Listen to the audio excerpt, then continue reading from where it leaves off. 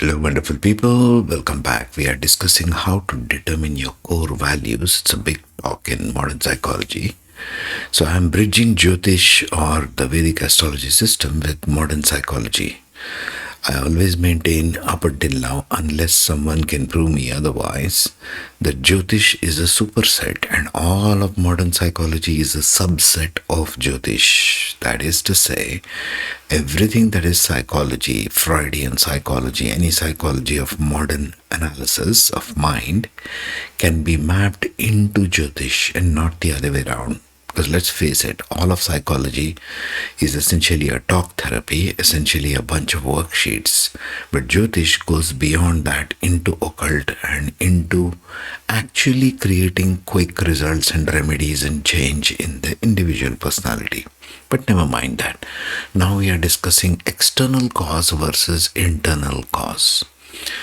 So, what is the causative factors in the external world in your natal chart which determine your core value? That is the Rahu, the north node of the moon, wherever it is sitting in your chart, is going to determine the causative factors, how it will appear in the external world.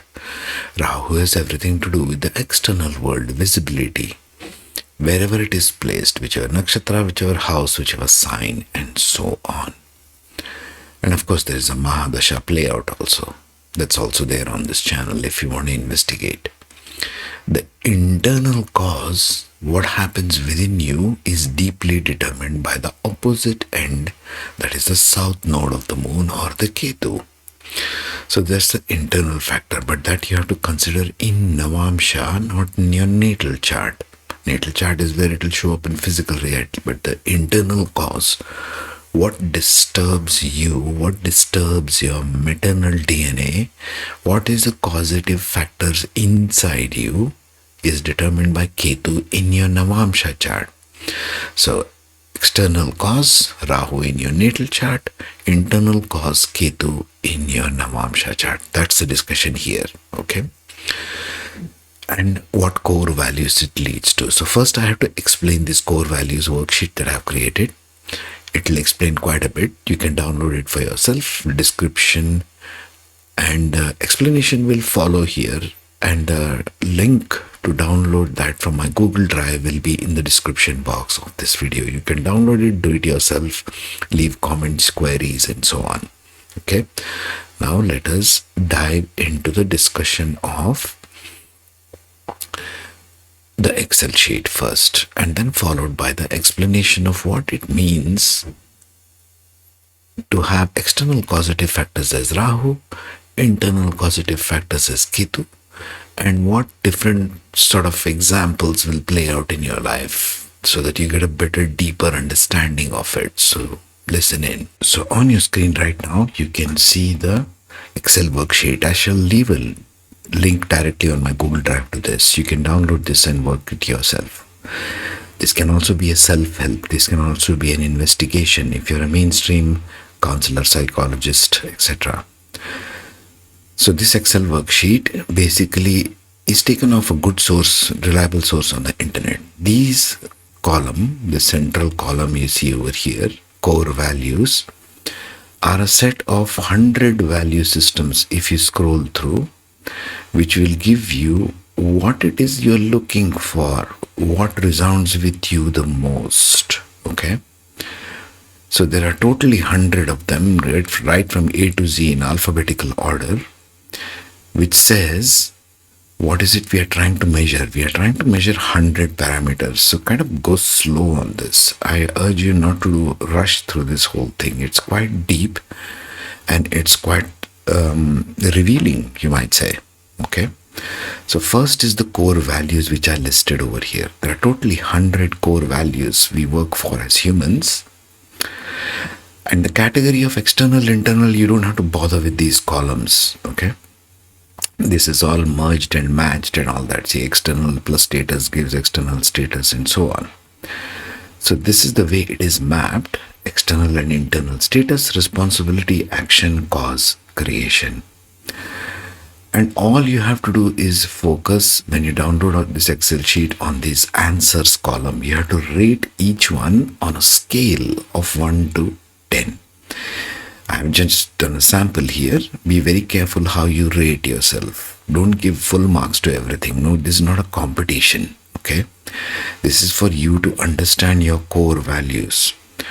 What makes sense to you? And it's a scale. It's not a black and white. It is not a yes and no answer. So 1 to 10 we have evaluated. Colors will change by themselves. Ignore all those other things. You have to focus only on giving yourself scale of 1 to 10 against each one of these core values where you stand. Suppose I say accountability matters to me a lot. That is 10 marks. Give yourself 0 generally wherever you find a no value attachment. That's the important thing. The instructions for use are here, which says give yourself 0 generously. If these values you do not normally consider for yourself, try and avoid scaling every value evenly. Okay? Because we want to get to the core. And all these things are calculated. These values and focus areas, everything is calculated. There are pie charts and so on. Okay. So in terms of planets, in terms of Jyotish, what does this mean? Your external world, external status is dominantly Sun in your natal chart. This pie chart is fully for your natal chart. External status being Sun, external responsibility being Saturn, external action being Mars, external cause being Rahu or the north node of the moon, external creation being Venus. And what are the descriptions here? See the listed ones. External status is that which the self gets from the outside world. Your status in the world. That's the Sun in your natal. External responsibility. That which the self holds responsible to in the external world. That's Saturn. External action. That which the self takes action in the outside world. That's your Mars. External cause, that which is caused by external world to drive the self, that is your Rahu. Invariably I have seen in every chart. Your external creation, that which is created by the self in the external world, is Venus. Now Venus is the only thing common between external and internal creations. You create essentially Venus on this earth plane. So the internal status, that which the self gets from within, is Moon in your Navamsha. Internal parts, all of these planets shown, is only your Navamsha, by the way. Internal responsibility is your Jupiter, whatever you hold accountable. That which the self holds responsible to itself. It's a very highly internalized planet, Jupiter. Doesn't show in the external world. External world only sees your face. Internal world is your Jupiter. Internal action is shown by Mercury, your intellect, which is hidden. Jupiter, Mercury, quite hidden. That by virtue of which the self takes action in the outside world, caused from within. Ketu, once again, is a very internal point. Internal cause is Ketu. See where Ketu is placed in your Navamsha. That is what is driving yourself in the external world, which will become dominant after you cross the age of 30. Internal creation, that which is created as value. Remember second house Venus, I have spoken of Venus as your value system. Okay. So keep this background in mind. I shall keep these 2 introductory slides in every podcast.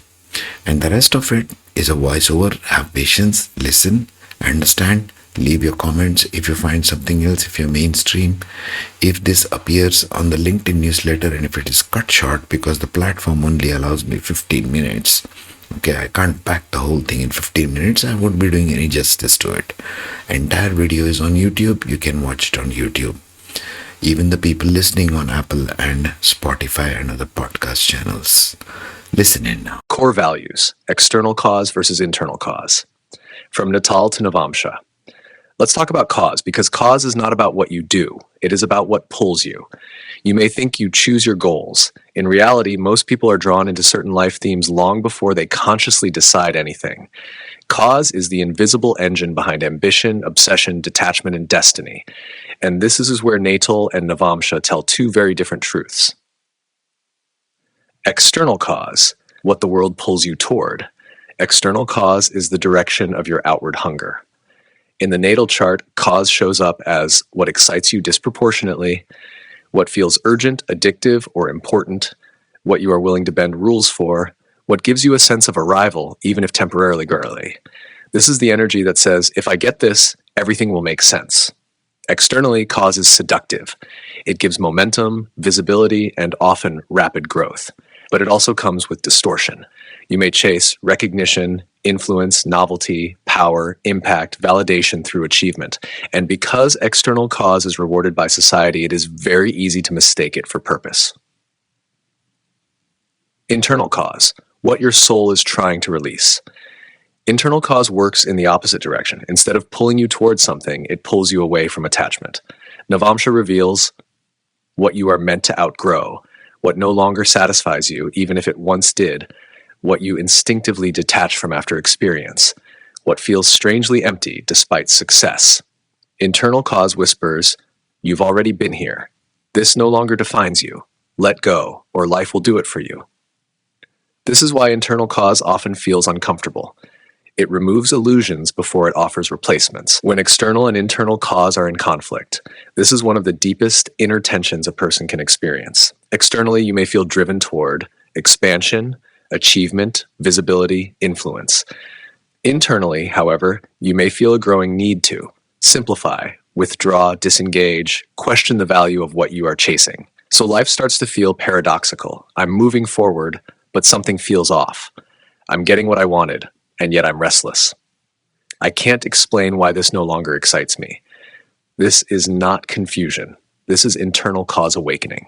How sign shifts transform the meaning of cause.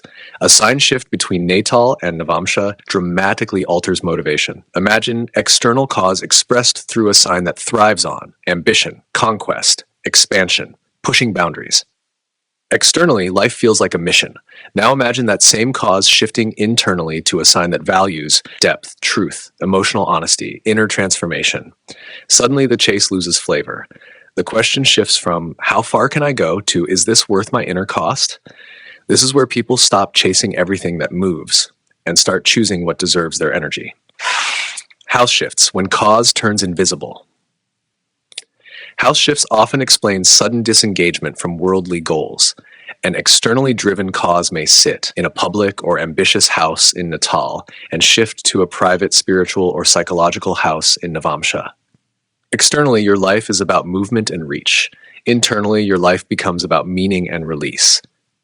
This is when people step back from constant striving, lose interest in competition, feel drawn toward introspection, healing, or teaching, stop proving and start understanding. It may look like retreat. In reality, it is reorientation. The psychological cost of chasing the wrong cause. Chasing external cause without honoring internal cause creates a very specific pain. Chronic dissatisfaction, existential boredom, fear of stillness, identity built on what's next. Even success becomes fragile, because when cause is misaligned, achievement never settles. You are always chasing the next version of relief. Navamsha eventually forces a pause, often through loss, disillusionment, or detachment, not as punishment, as correction. The maturity of aligned cause. Aligned cause feels radically different. It is no longer loud. It no longer needs constant stimulation. Instead, it feels grounded, selective, purposeful, quietly powerful. You stop needing everything. You start needing what is true. Externally, you may appear less driven. Internally, you are finally directed. The deeper teaching Navamsha brings. Navamsha teaches a difficult but liberating truth. Not everything you desire is meant to be kept. Some desires exist only to move you to the next stage. External cause moves you through the world. Internal cause moves you beyond illusion. When these two align, ambition stops being compulsive. Detachment stops being painful. Life no longer feels like a chase. It feels like a choice. Thoughts to sit with. As you reflect quietly, allow these questions to linger. What am I chasing because it excites me? And what because I fear letting go? Which ambitions still feel alive and which feel inherited or outdated? If success were guaranteed, what would I willingly release? What is life slowly teaching me to stop identifying with? These questions don't demand immediate answers. They soften attachments, clarify direction, and gently reveal what you are truly here for and what you are here to move beyond. Rahu as external cause, Ketu as internal cause. Examples. Cause is the deepest layer, not what you do, not what you carry, but what pushes you into motion in the first place. In this framework, Rahu in Natal D1 shows the external cause, what the world dangles in front of you, what provokes ambition, obsession, hunger, visibility, desire, and compulsion. Ketu in Navamsha D9 shows the internal cause, the quiet karmic engine that actually drives you from within: detachment, dissatisfaction, intuition, spiritual itch, or inner rejection. This is where most people misunderstand themselves. They think they are chasing Rahu, but in truth, they are running from or toward Ketu. Let's make this precise. Example 1, Rahu in Leo 10th house, Ketu in Aquarius 11th house. Externally, the cause of action is recognition, fame, authority, and being seen as special. Leadership and visibility pull the person forward. Internally, the cause is detachment from ego and individuality. The soul seeks freedom from hierarchy and personal glorification. Core tension, spotlight versus liberation. Maturity lesson, recognition loses meaning when freedom is denied. Example 2, Rahu in Taurus, 2nd house, Ketu in Scorpio, 8th house. Externally, desire is driven by wealth, possessions, security, voice, and accumulation. The world teaches get more. Internally, the soul is pushed by loss, transformation, and letting go. Attachment to comfort repeatedly creates crisis. Core tension, accumulation versus surrender. Maturity lesson, what you cling to is what must transform. Example 3, Rahu in Gemini, 3rd house, Ketu in Sagittarius, 9th house. Externally, curiosity, communication, networking, media, and information drive life choices. Talking, learning, and staying connected feel essential. Internally, the soul is disillusioned with opinions and seeks truth, meaning, and lived wisdom. Core tension, information versus understanding. Maturity lesson, knowing more is not the same as knowing truth. Example 4, Rahu in Cancer, 4th house, Ketu in Capricorn, 10th house. Externally, emotional security, home, belonging, and comfort drive decisions. The world pulls the person towards safety. Internally, the soul is detached from status and achievement. Responsibility feels hollow without inner meaning. Core tension, comfort versus authority. Maturity lesson, safety without purpose stagnates growth. Tash example 5. Rahu in Virgo, 6th house, Ketu in Pisces, 12th house. Externally, obsession centers on fixing, improving, controlling health, routines, and service. Life becomes a problem-solving loop. Internally, the soul seeks surrender, faith, compassion, and release from endless correction. Core tension, control versus trust. Maturity lesson, not everything broken needs repair. Example 6, Rahu in Libra, 7th house, Ketu in Aries, 1st house. Externally, relationships, approval, validation, and partnership drive choices. The world says, be chosen. Internally, the soul demands independence, selfhood, and courage. Overdependence creates inner resentment. Core tension, approval versus autonomy. Maturity lesson, no relationship replaces self-respect. Example 7, Rahu in Scorpio, 8th house. Ketu in Taurus, 2nd house. Externally, crisis, intensity, power dynamics, secrets, and emotional extremes provoke growth. Drama becomes addictive. Internally, the soul longs for simplicity, peace, and stable values.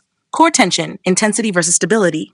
Maturity lesson, peace is not boredom, it is healing. Example 8, Rahu in Sagittarius, 9th house, Ketu in Gemini, 3rd house. Externally, belief systems, ideology, teaching, travel, and moral superiority drive action. Internally, the soul is tired of opinions and seeks silence, neutrality, and observation. Core tension, belief versus neutrality. Maturity lesson, wisdom deepens when certainty loosens. Example 9, Rahu in Capricorn, 10th house, Ketu in Cancer, 4th house. Externally, ambition, hierarchy, achievement, and public authority pull the person forward relentlessly. Internally, the soul seeks emotional safety, softness, and nurturing, often denied in pursuit of success. Core tension, ambition versus emotional need. Maturity lesson, success that ignores the heart collapses inwardly. Example 10, Rahu in Aquarius, 11th house, Ketu of 5th house. Externally, innovation, networks, technology, and collective recognition drive life direction. Internally, the soul wants authentic self-expression, creativity, and personal joy, not just usefulness. Core tension, collective relevance versus personal meaning. Maturity lesson, serving the future should not erase the self. Core principles to take away. 1. Rahu pulls you forward, Ketu pushes you inward. 2. Obsession is external, dissatisfaction is internal. 3. You chase Rahu to understand why Ketu is uncomfortable. 4. Life repeats Rahu themes until Ketu is honored. 5. Freedom comes when desire and detachment cooperate. When external cause Rahu and internal cause Ketu align, ambition loses its anxiety, detachment loses its bitterness, and life stops feeling compulsive. You no longer run toward desire, you move with awareness.